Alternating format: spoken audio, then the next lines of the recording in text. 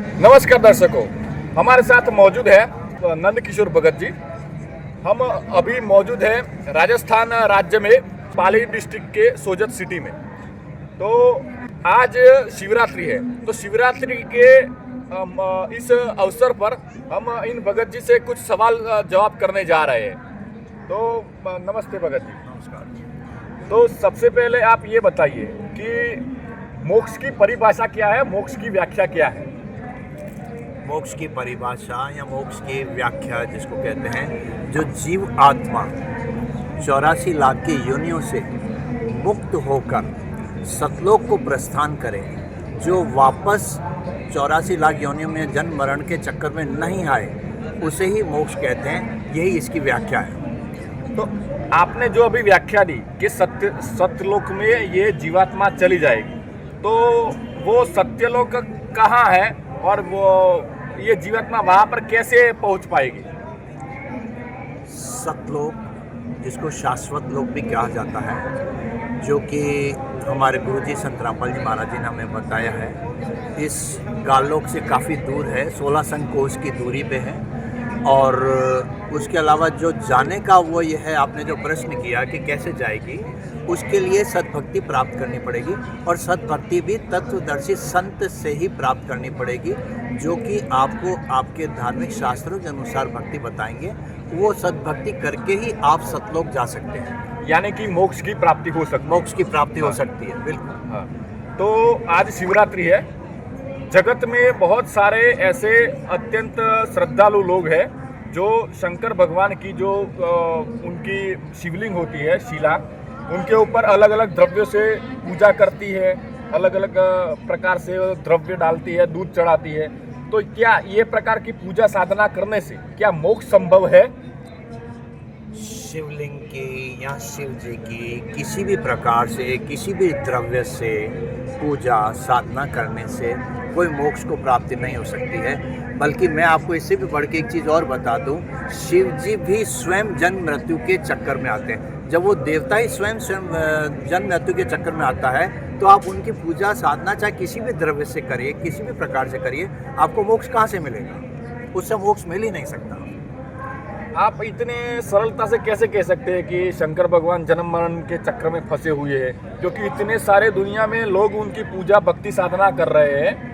तो ऐसा कैसे संभव है? शंकर भगवान तो महादेव है, तो वो जन्म मरण के चक्र में है, तो ये बहुत सारे श्रद्धालु के वो इससे उनकी श्रद्धा आहत हो सकती है। शिव जी की पूजा जो आम जनमानस करता है, और आज हम जिस तरह से कहते हैं कि शिव जी भी जन्म मृत्यु के चक्कर में हैं, जिनसे कि आपका ये कहना है कि उनकी भावना आहत होती है, तो हमारा यहाँ ये कहना है कि भावना चाहे आहत हो, वैसे तो होनी नहीं चाहिए, क्योंकि जो हमारे शास्त्र जो प्रमाण दे रहे हैं, हमारे धर्म के धार्मिक शास्त्र जो प्रमाण कर रहे हैं, स्वयं शिव पुराण में देख लिए, श्री देवी महापुराण में देख लीजिए, जिसमें शिव जी स्वयं स्वीकार कर रहे हैं कि हमारा जन्म और मृत्यु होता है।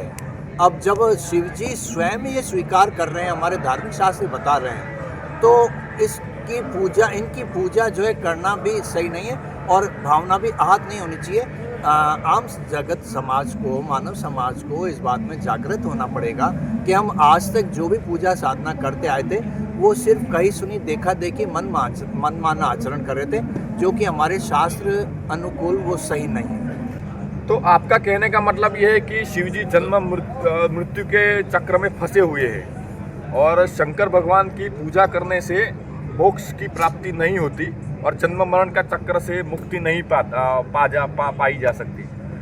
तो वास्तव में ये शंकर भगवान है, तो क्या वो पूर्ण परमात्मा नहीं है? क्या अल्टीमेट गॉड नहीं है, सुप्रीम गॉड नहीं है क्या? जी, शंकर जी पूर्ण ब्रह्म नहीं है, पूर्ण परमात्मा नहीं है। शंकर जी सिर्फ 3 लोक में स्वामी हैं, वो भी तमोगुणी लीला करने वाले हैं, जो तमोगुणी भगवान कहलाते हैं शंकर जी। और वो सिर्फ भी 3 लोक में हैं, सर्वे सर्वा नहीं है, पूर्ण ब्रह्म नहीं है शंकर जी। आज शिवरात्रि है, और शिवरात्रि के दिन ही लोगों का प्रचुर मात्रा में भक्ति रस देखने को मिलता है और शिवरात्रि के दिन ही जागरण करके लोग शिव जी की शिवलिंग की अलग अलग भिन्न भिन्न द्रव्यों से पूजा भक्ति करते हैं। तो क्या शिवरात्रि के दिन ही भक्ति शंकर भगवान की करनी चाहिए, बाकी के दिन, बाकी के 364 दिन नहीं करनी चाहिए? इसके विषय पर आपकी क्या टिप्पणी है? देखिए, ऐसा है जी, शिव जी जो है तीन लोक के स्वामी हैं।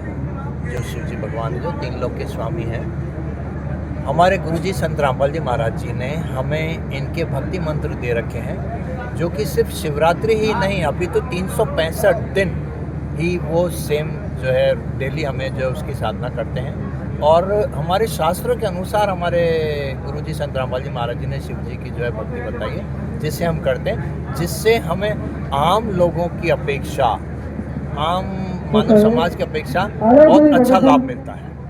तो 365 दिन भक्ति करते हैं, तो वो भक्ति साधना करने के लिए कौन सी प्रवृत्ति करते हैं और क्या करना होता है हर रोज हर दिन? उस भक्ति के लिए आपको सबसे पहले अपने मनुष्य जीवन का जो परम कर्तव्य है, ये है कि आपको सबसे पहले गुरु बनाना पड़ता है। आप गुरु जी बनाएंगे, वो आपको सत्भक्ति बताएंगे, नहीं। उसे आपको जो है करना पड़ेगा। नहीं, आप भक्ति साधना जो करते हैं, तो आपने बोला कि भक्ति साधना आप 365 दिन करते हैं, तो भक्ति साधना में करते क्या है? क्या भक्ति में जो भक्ति में जो हमारे को गुरुजी संत रामपाल जी महाराज जी ने जो हमें मंत्र दिया है, अच्छा, उसका हम सुमरन करते हैं। तो क्या भक्ति की व्याख्या ये है कि सुमरन करना ही भक्ति का साधना कहा जाता है क्या? भक्ति की व्याख्या यहाँ पर देखिए, यहाँ पर जो आपने अभी शिव जी के बारे में बात कही है, मुख्य रूप से मैं आपको बता दूं, ब्रह्मा विष्णु महेश और शेरावाली और गणेश जी, इनकी हमें जो है भक्ति मंत्र से ही साधना करनी होती है। पूजा हमें पूर्ण ब्रह्म की करनी होती है। जी, हमारे गुरुजी संत रामपाल जी महाराज जी ने हमें शास्त्रों के अनुसार बताया है। तो शिवरात्रि के मौके पर मैंने तो केवल शंकर भगवान के विषय में ही भक्ति करने के विषय में सवाल पूछा था, लेकिन आपने इनके अलावा अन्य 4 देवी देवताओं के नाम भी दिए, जिनमें से अपने ब्रह्मा जी, विष्णु जी, गणपति जी और दुर्गा देवी जी का भी नाम लिया। तो क्या इनकी भी भक्ति करना अनिवार्य है क्या?